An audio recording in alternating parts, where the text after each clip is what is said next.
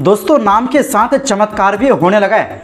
Hamas के Qassam brigade Israel के खिलाफ जो नया ऑपरेशन शुरू किया है, जिसका नाम हज़रत मूसा के छड़ी पर रखा गया है, पहले ही ऑपरेशन में तहलका मचा दिया। आखिर क्या है उस वीडियो में और लोगों की क्या राय है, सब कुछ आपको बताएंगे।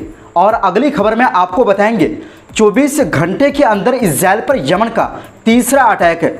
सऊदी अरब के समुद्र तक बरसी यमनी मिसाइल। यहूदी रक्षा मंत्री ने बाइबल का हवाला देकर धमकी दी।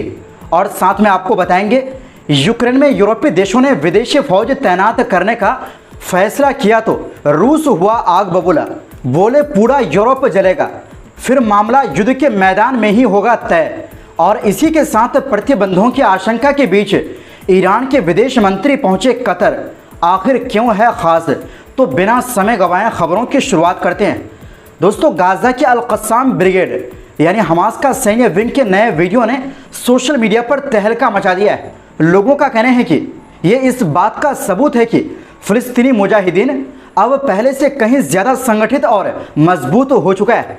दोस्तों, आपको जैसे कि हमने आपको पहले ही बता दिया था, अल कस्साम ने इस बार अपनी सैन्य कार्रवाई को नाम दिया है अस्सै मूसा यानी मूसा की छड़ी। ये ऑपरेशन दरअसल उस इजरायली योजना अरबात गिदोन 2 के जवाब में शुरू किया गया है, जिसका मकसद गाजा सिटी पर कब्जा करना बताया जा रहा है। कस्साम के एक वरिष्ठ नेता ने अल जजीरा से कहा कि इस अभियान की शुरुआत गाजा सिटी के जैतून मोहल्ले और जबालिया से हुई। उन्होंने बताया कि इजरायली फौज ने यहाँ सिर्फ ट्रेलर देखा है, असली सरप्राइज अभी बाकी है। दोस्तों, पूरी वीडियो तो हम दिखा नहीं सकते, लेकिन अल जजीरा के मुताबिक नए वीडियो में दिखाया गया कि कैसे 3 फिलिस्तीनी लड़ाकों ने मिलकर इजरायली टैंकों और गाड़ियों पर घात लगाकर हमला किया। सबसे पहले एक मरकवा टैंक पर यासीन रॉकेट दागा गया। उसी समय दूसरा फिदाई मुजाहिद इजरायली आर्मर्ड व्हीकल्स तक दौड़कर पहुंचा और उसके ऊपर बम लगाकर फटने से पहले सुरक्षित वापस लौट आया। इसके अलावा अल कस्साम ने इजरायलियों के लिए सीधा वीडियो मैसेज भी जारी किया, जिसमें चेतावनी दी गई कि अगर गाजा सिटी पर हमले का दायरा बढ़ाया गया तो उन्हें और भी ज़्यादा लाशें और कैदी देखने पड़ेंगे। खास बात यह है कि कस्साम ने वही तरीका अपनाया जो इजराइल गाजा के लोगों पर इस्तेमाल करता है। उन्होंने एक QR कोड वाला नोटिस डिज़ाइन किया, ठीक वैसे ही जैसे इजराइल धमकी देने के लिए करता है। लेकिन जब इस कोड को स्कैन किया जाए तो सामने आता है इजरायली फौज के उन सैनिकों की सूची जो अब तक मारे जा चुके हैं। रिपोर्ट्स के मुताबिक इजराइल के 900 से ज़्यादा सैनिक इस जंग में मारे जा चुके हैं। वहीं इस वीडियो को लेकर सोशल मीडिया पर लोग इसे इजराइल की नाकामी पर नाकामी बताते हुए कह रहे हैं कि 7 अक्टूबर को नाकाम हुए बच्चों और औरतों के खिलाफ जंग में नाकाम हुए, हमास को हराने में भी नाकाम हुए, फिर भी अपने आप को दुनिया की सबसे ताकतवर फौज समझते हैं। दूसरों ने लिखा कि ये सिर्फ बंदूकों और बमों की जंग नहीं बल्कि कहानी और हौसलों की जंग भी है।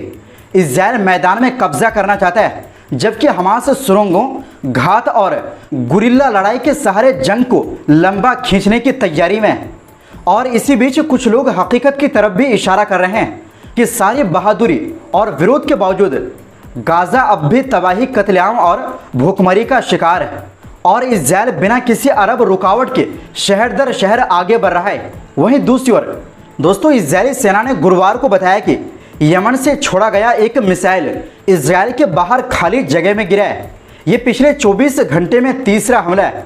इसके अलावा इजराइल ने दावा किया कि उसने यमन से छोड़े गए 2 ड्रोन भी मार गिराए।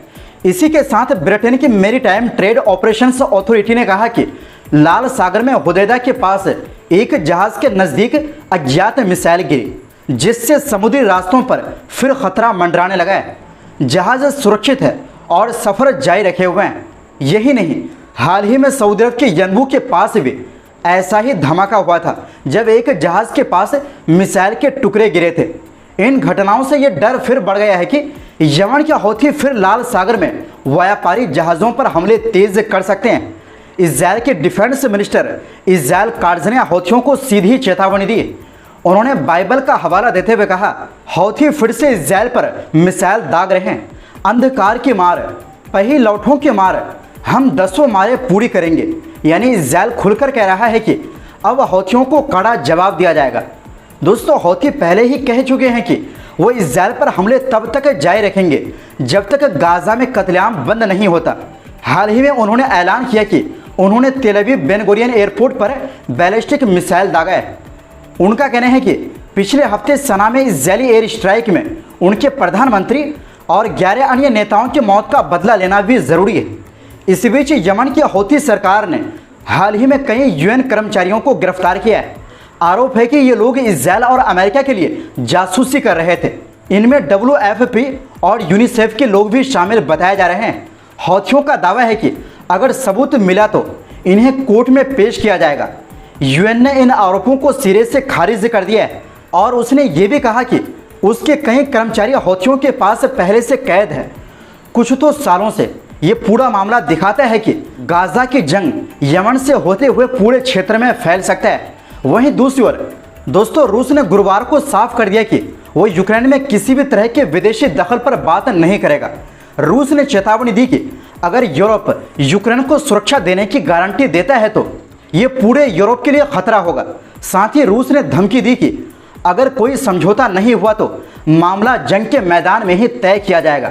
ये बयान ऐसे वक्त आया है जब फ्रांस में यूरोपीय देशों की एक मीटिंग हो रही थी जिसमें यूक्रेन ने मांग की है कि यूरोप अपनी फौज उसकी ज़मीन पर भेजे ताकि रूस के खिलाफ दबाव बनाया जा सके। वहीं रूस की विदेश मंत्रालय के प्रवक्ता मारिया ज़खारोव ने कहा कि रूस का इरादा नहीं है कि यूक्रेन में किसी भी विदेशी हस्तक्षेप पर चर्चा करे। उन्होंने चेतावनी दी कि चाहे किसी भी तरीके से हो विदेशी दखल बिल्कुल भी मंजूर नहीं होगा और ये सुरक्षा के लिए खतरा बनेगा।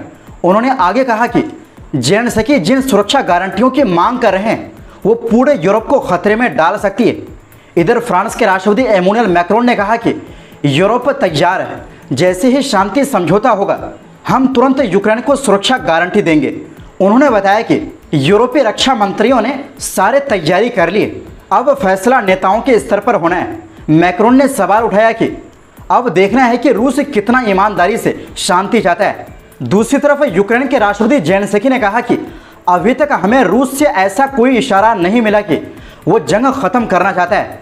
उन्होंने भरोसा जताया कि अमेरिका और यूरोप रूस पर दबाव बढ़ाने के लिए उनके साथ खड़े रहेंगे। उधर रूस के राष्ट्रपति व्लादिमीर पुतिन ने कहा कि अगर जेलेंस्की तैयार हो तो वो मॉस्को आकर सीधे उनसे मुलाकात कर सकते हैं।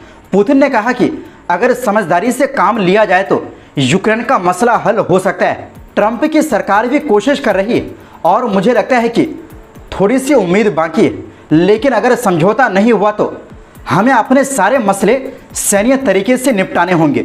वहीं दूसरी ओर दोस्तों कतर के अमीर शेख तमीम बिन हमद अल थानी ने गुरुवार को दोहा में ईरान के विदेश मंत्री अब्बास अरागची से मुलाकात की। इस मुलाकात में अरागची ने ईरानी राष्ट्रपति मसूद पेजेश्कियान का संदेश कतरी अमीर तक पहुंचाया। इस संदेश में दोनों देशों के आपसी रिश्तों और क्षेत्रीय हालात पर बात की गई। कतरी शाही दफ्तर के बयान के मुताबिक मुलाकात में कतर और ईरान के बीच सहयोग मजबूत करने के तरीकों और ताज़ा क्षेत्रीय हालात पर भी चर्चा हुई।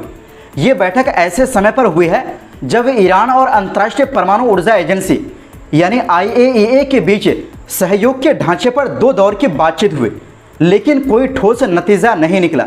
साथ ही पिछले हफ्ते ब्रिटेन, फ्रांस और जर्मनी ने संयुक्त राष्ट्र सुरक्षा परिषद को औपचारिक रूप से सूचित किया था कि वो प्रस्ताव 2231 के तहत स्नैप बैक मैकेनिज्म लागू कर रहे हैं। इसका मकसद ईरान पर फिर से प्रतिबंध लगाना है, क्योंकि पश्चिमी देशों का आरोप है कि ईरान ने अपने परमाणु समझौते की शर्तों का पालन नहीं किया।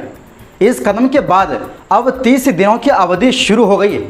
अगर इस दौरान सुरक्षा परिषद ने कुछ और फैसला नहीं किया तो ईरान पर पहले हटाए गए संयुक्त राष्ट्र के प्रतिबंध फिर से लागू हो सकते हैं, जिससे ईरान की मुश्किलें बढ़ सकती है। तो दोस्तों फिलहाल के लिए इस रिपोर्ट में बस इतना ही। फिर मिलते हैं एक नई रिपोर्ट्स के साथ। आपसे गुजारिश है हमारी सपोर्ट के लिए चैनल को सब्सक्राइब ज़रूर करें। बहुत बहुत शुक्रिया।